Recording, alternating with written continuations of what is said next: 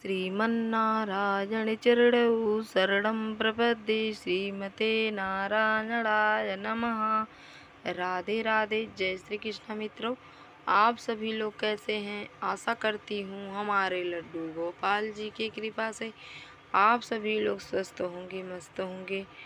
और आप सभी को नवरात्रि की, चैत नवरात्रि की ढेर सारी शुभकामनाएं। और आज मैं यही बता रही हूँ कि नवरात्रि में अपने लड्डू गोपाल जी की सेवा हमें कैसे करनी है और शेरावाली मैया जी की सेवा कैसे करनी है।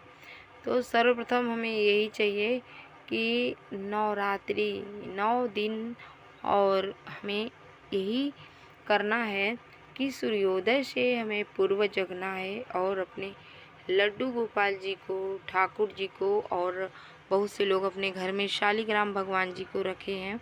तो हमें यही चाहिए कि हम सूर्योदय से पहले जगें, रोज़ की तरह नित्य कर्म से निवृत्त होने के उपरांत अपने लड्डू गोपाल जी को हम स्नान कराएं। और स्नान कराने के बाद जैसे हम अगर हो सके तो हमें पंचामृत से ही स्नान कराने चाहिए। फिर इसके बाद हम यमुना जल से स्नान करा दें।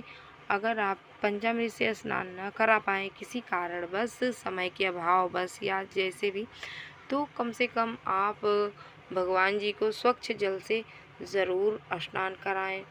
और स्नान कराने के बाद अपने लड्डू गोपाल जी को सुंदर सा वस्त्र पहनाएं और इनका प्यारा सा श्रृंगार करें, जैसे इनकी ज्वेलरी पहनाएं और अपने लड्डू गोपाल जी को।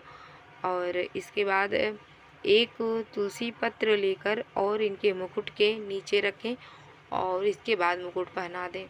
तो ऐसे में हमारे लड्डू गोपाल जी की सेवा कहते हैं कि जितना समय लगता है, जितना आपको, वो सब लड्डू गोपाल जी के सेवा में ही आता है। तो हो सके तो जितना आप गोपाल जी की सेवा कर पाएँ, आप इन्हें ध्यान दें, सेवा करें।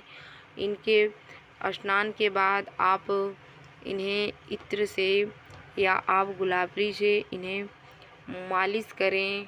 तो ऐसे आप इनकी सेवा कर सकते हैं। और लड्डू गोपाल जी को भोग में जैसे केला हुआ, सेब हुआ, दूध हुआ, अपने लड्डू गोपाल जी को भोग में ज़रूर लगाएं और ज़रूर पवाएं। और शेरावाली मैया जी की, जैसे कि मान लीजिए कि हम अपने घर में ठाकुर जी भी रखे हैं और नवरात्रि चल रहा है, दुर्गा माँ भी हैं, तो क्या हमें दुर्गा माँ को भी भोग लगाने हैं? ऐसा नहीं। अगर आपने ठाकुर जी को भोग लगा दिए हैं, शालिग्राम भगवान जी को या लड्डू गोपाल जी को, तो भगवान जी भोग लगा लिए तो शेरावाली मैया भी भोग लगा लें। देवी देवताओं में ये नहीं कि हमें क्यों नहीं भोग लगा, ऐसा कुछ नहीं। शक्ति एक ही है, बस रूप अलग अलग है। तो आप अपने ठाकुर जी को ज़रूर भोग लगावें। तो ऐसे ही हमें 9 दिन तक हमें अपने लड्डू गोपाल जी की विशेष ध्यान देना चाहिए, पूजा करनी चाहिए। आरती तो हमें रोज़ करनी चाहिए लड्डू गोपाल जी की, सुबह शाम तो नित्य ही होनी चाहिए। साथ में शेरावाली मैया जी की भी आरती होनी चाहिए।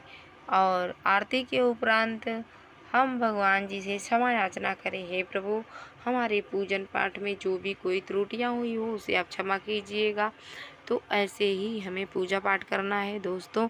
और भी वीडियो देखने के लिए, जैसे तीज त्यौहार की जानकारी लेने के लिए, हमारे किशन कन्हैया व्लॉग्स चैनल को लाइक सब्सक्राइब करें। लाइक सब्सक्राइब करने के बाद जो भी हमारी नई नई वीडियो आएंगी आपको उसका नोटिफिकेशन पहुंच जाएगा। तो आप हमारे साथ ऐसे ही बने रहिए दोस्तों। राधे राधे। जय श्री कृष्णा।